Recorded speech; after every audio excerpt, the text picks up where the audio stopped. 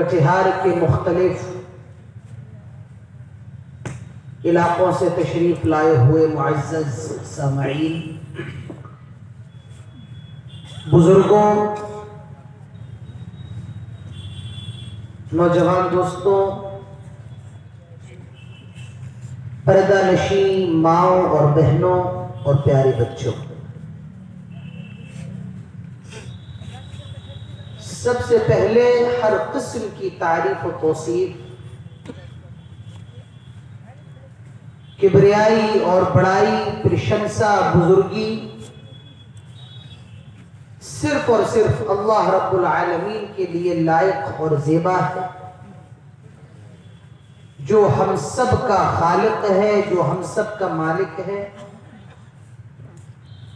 جو رب العالمین ہے، جو رحمان الرحیم ہے، جو مالک یوم الدین ہے، اور جو علی کل شیء قدیر ہے۔ بعدہ قیامت کی صبح تک لاکھوں کروڑوں اربوں خربوں بے گنتی بے حساب درود و سلام نازل ہو تمام نبیوں پر، تمام رسولوں پر بالعموم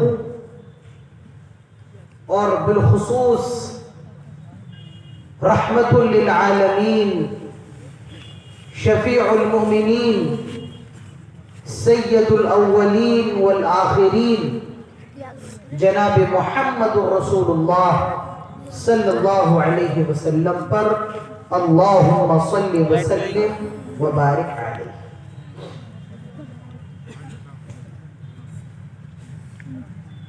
یہ میرا پہلا اتفاق ہے کہ میں آپ کی اس بستی قبالہ کے اندر آیا ہوں۔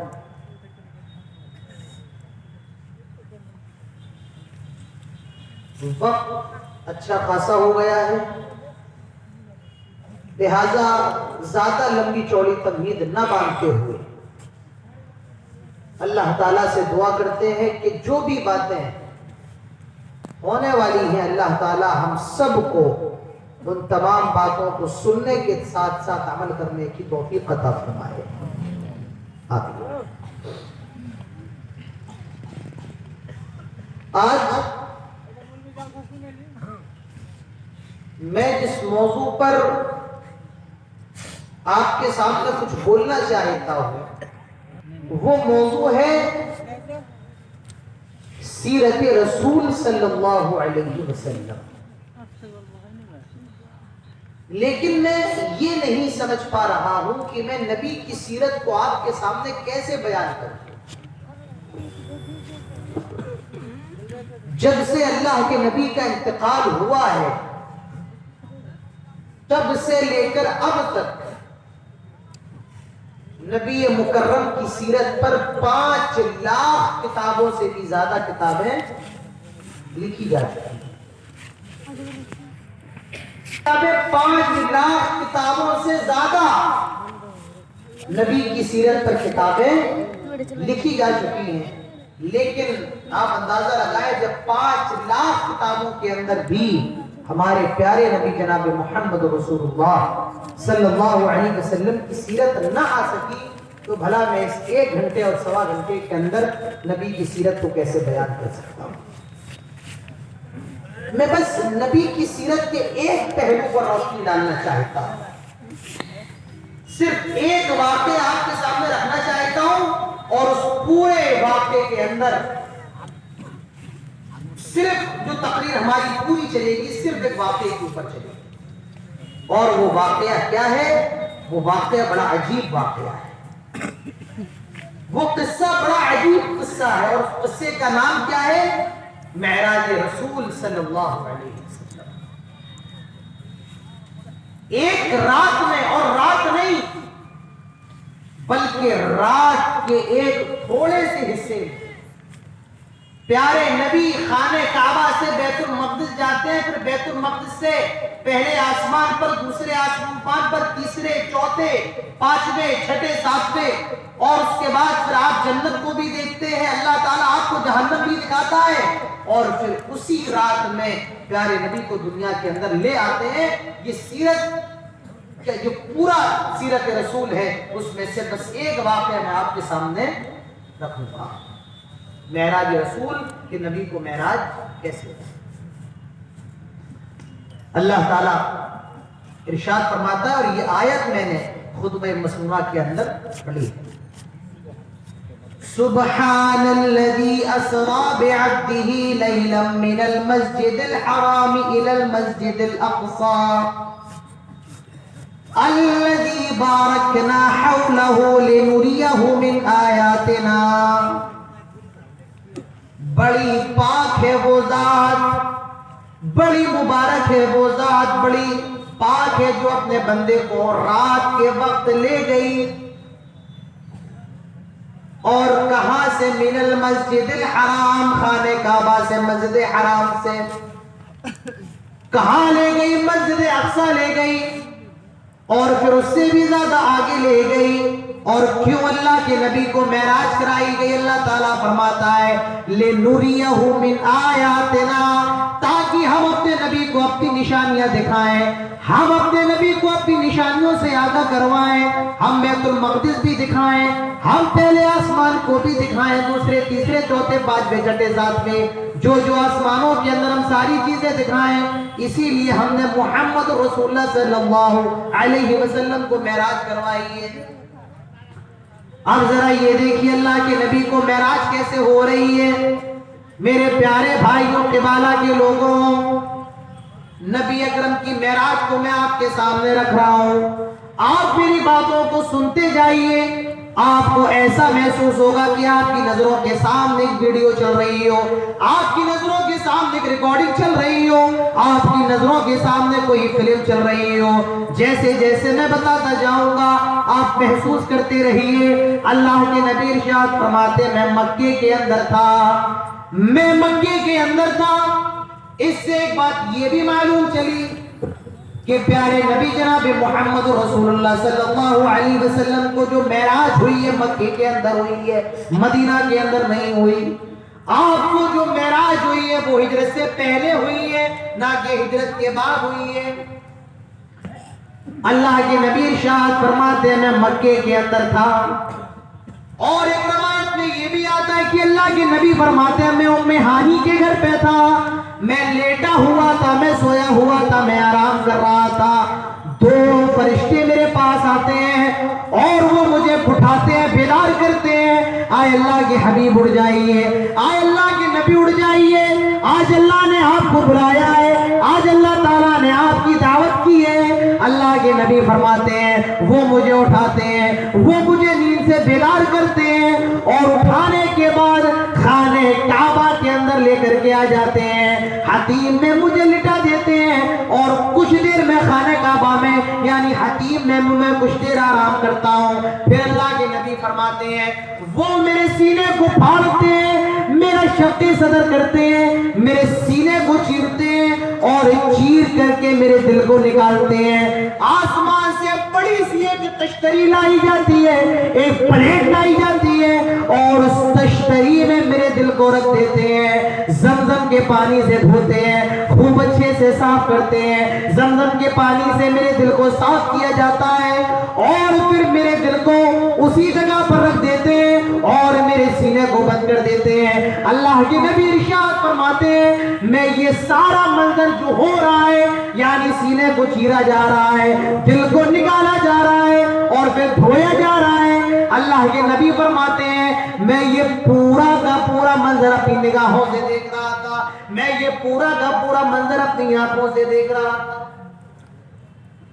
آج سمجھ میں آ رہی ہے؟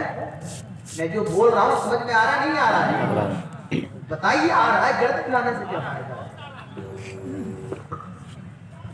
اللہ کے نبی فرماتے ہیں یہ میرے سینے کو چیر رہے ہیں، میرے دل کو نکال رہے ہیں، میں یہ سارا کا سارا منظر دیکھ رہا ہوں۔ میرے پیارے بھائیوں دنیا کے اندر دو طریقے سے آپریشن ہوتے ہیں۔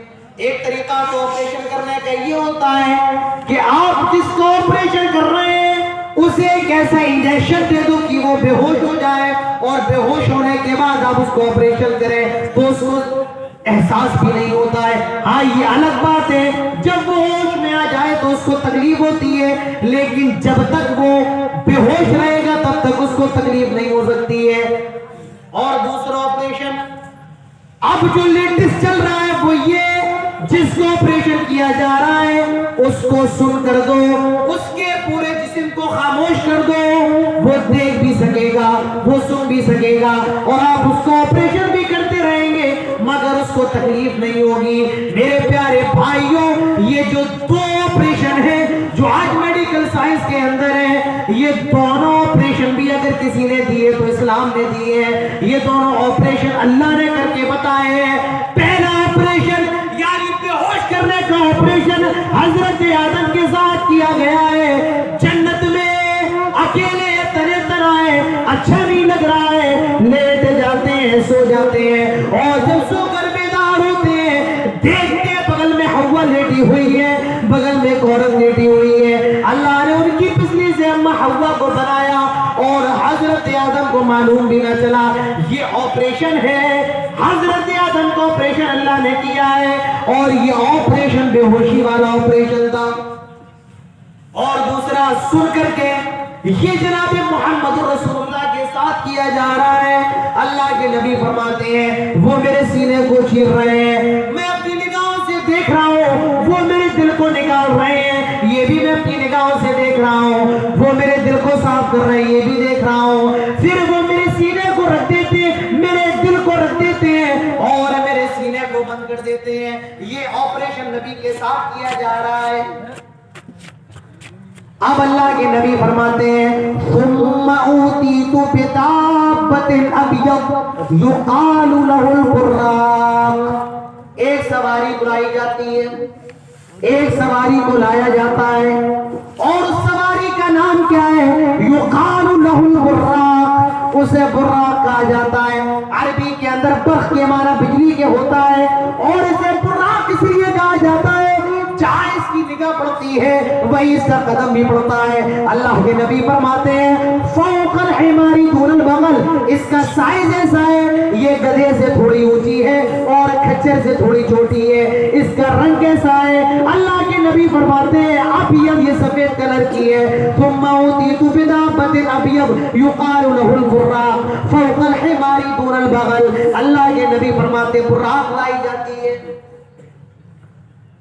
جبرائیل کہتے ہیں آئے اللہ کے نبی براق پر سوار ہو جائیے، آئے اللہ کے نبی براق پر بیٹھ جائیے۔ اللہ کے نبی کہتے ہیں میں نے قدم بڑھایا، براق کودنے لگتا ہے، براق اچھلنے لگتا ہے۔ حضرت جبرائیل کہتے ہیں آئے براق تجھے کودنے کی ضرورت نہیں ہے، آئے براق تجھے معلوم نہیں ہے آج تیری پیڑ پر دنیا کا سب سے مقدس سوار، آج تیری پیڑ پر دنیا کا عظیم سوار سواری کرنے والا ہے۔ آئے براق یہ کوئی اور نہیں جناب محمد رسول اللہ صلی اللہ علیہ وسلم ہے، یہ تیرے سوار بننے والے ہیں، یہ تیری پیڑ پر سوار ہونے والے ہیں۔ اللہ کے نبی فرماتے ہیں براق خاموش ہو گیا اور میں براق پر سوار ہو گیا، میں براق پر بیٹھ گیا۔ براق ہواؤں سے باتیں کر رہا ہے، آسمانوں میں اڑ رہا ہے، جہاں اس کی نگاہ پڑ رہی ہے وہیں اس کا قدم بھی پڑتا جا رہا ہے۔ اللہ کے نبی ارشاد فرماتے ہیں براق کچھ ہی دوری پر چلا تھا، رک جاتا ہے، ایک زمین میں اتر جاتا ہے۔ میں نے کہا جبرائیل کہاں لے آئے؟ آئے جبرائیل یہ کون سی جگہ ہے؟ آئے جبرائیل یہ کون سی زمین ہے؟ حضرت جبرائیل فرماتے ہیں آئے اللہ کے نبی یہ مسجد اقصی ہے، آئے اللہ کے نبی یہ فلسطین کی سرزمین ہے، آئے اللہ کے نبی بیت المقدس آ گئے ہیں، آئے اللہ کے نبی فلسطین آ گئے ہیں۔ اللہ کے نبی فرماتے ہیں میں مسجد اقصی میں داخل ہوتا ہوں، میں مسجد اقصی کے اندر جاتا ہوں، بیت المقدس میں داخل ہوتا ہوں، میں نے دیکھا مسجد اقصی میں سارے نبی موجود ہیں، حضرت آدم بھی ہیں، حضرت نوح بھی ہیں، حضرت عیسیٰ بھی ہیں، موسیٰ بھی، ابراہیم بھی، اسماعیل بھی، اسحاق ہیں، سارے نبی مسجد اقصی کے اندر موجود ہیں۔ آدم سے لے کر آپ تک آنے والے سارے رسول سارے پیغمبر مسجد اقصی میں موجود ہیں، بیت المقدس میں موجود ہیں، اور ایسا لگتا ہے کہ یہ لوگ اپنے امام کا انتظار کر رہے ہیں، ان کی ابھی نماز ہونے والی ہے، یہ اپنے امام کا انتظار کر رہے ہیں۔ اللہ کے نبی ارشاد فرماتے ہیں جبرائیل نے میرے دونوں کندھوں کو پکڑا اور صفوں کو چیرتے ہوئے مجھے مصلی پر لے جا کر کے کھڑا کر دیا اور کہ اللہ کے نبی پورب سے لے کر پچھم تک، اتر سے لے کر دکھن تک، اے اللہ کے حبیب میں نے آپ سے بہتر دنیا کے اندر کوئی انسان نہیں دیکھا ہے، اے اللہ کے حبیب آپ ان تمام نبیوں کو نماز پڑھائے، آپ کو ان کا امام بنایا جاتا ہے۔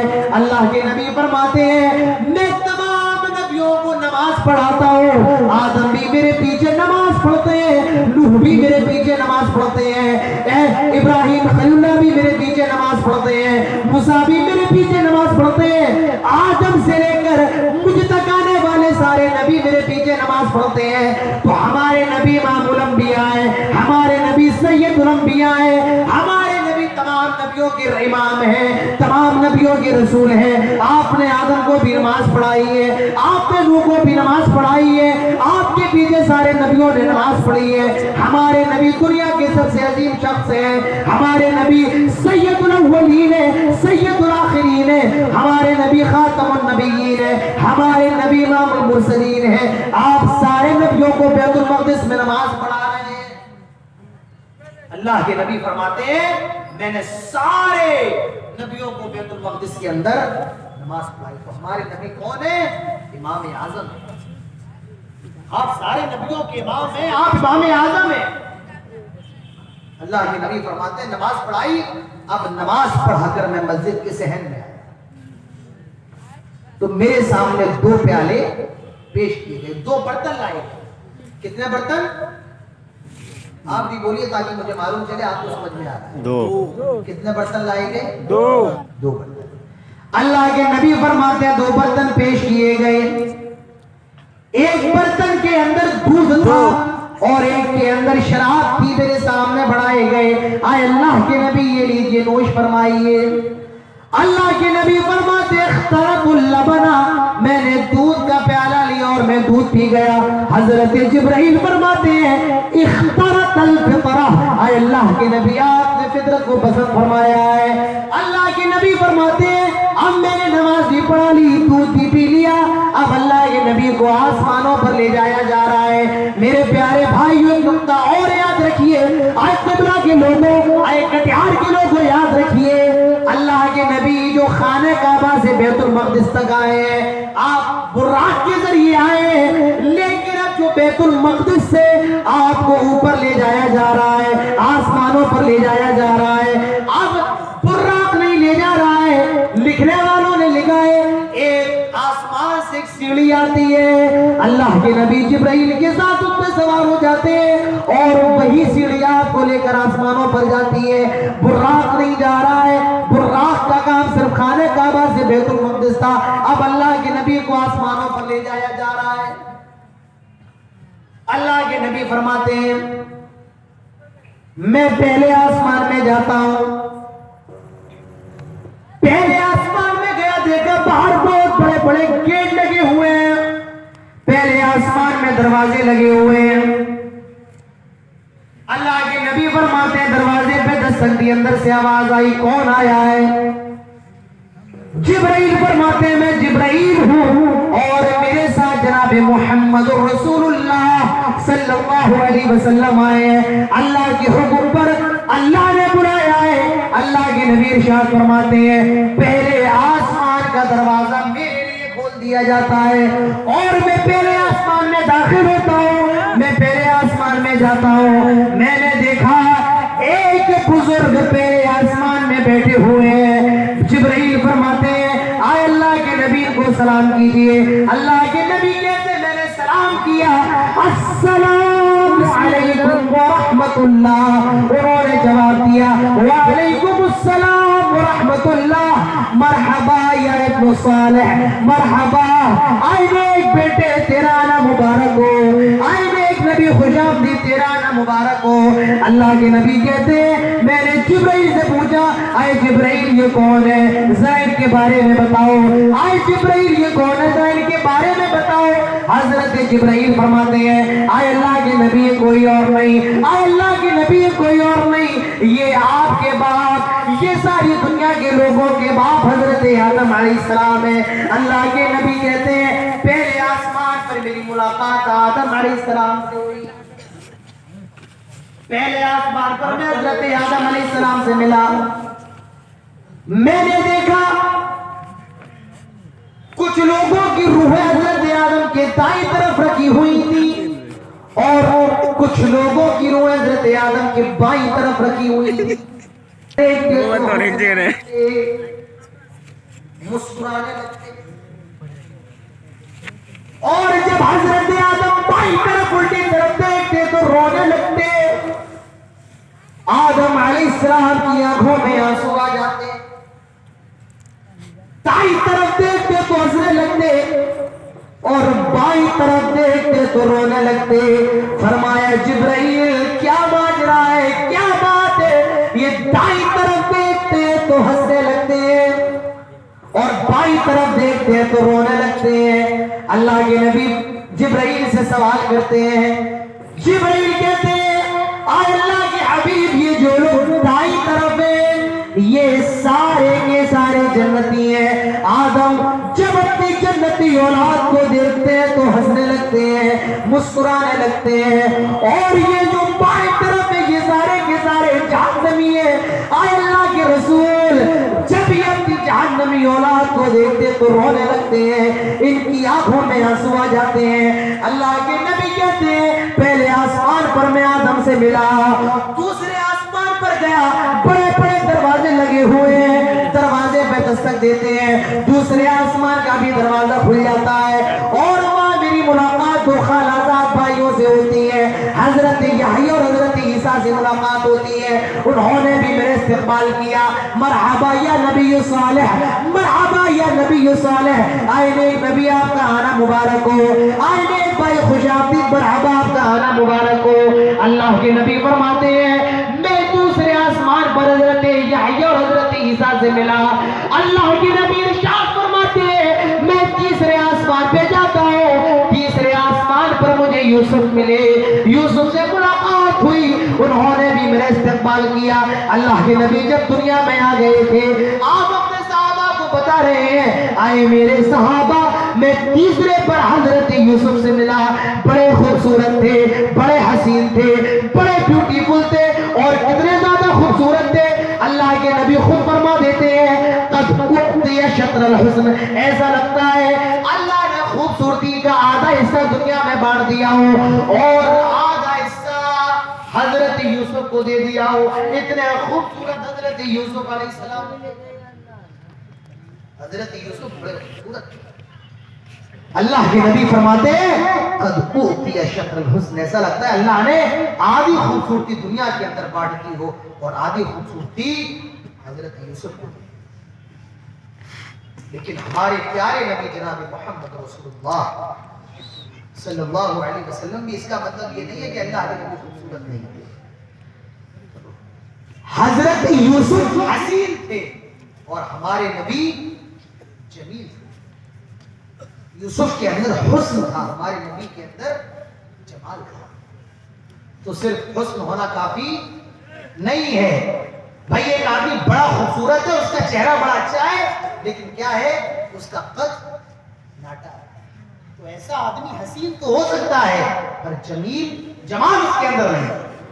ایک آدمی بڑا خوبصورت ہے، اس کا رنگ گورا ہے، چہرہ اچھا ہے پر دبلا پتلا ہے، تو ایسا آدمی جمیل نہیں ہے۔ تو حضرت یوسف حسین تھے اور ہمارے نبی جمیل تھے۔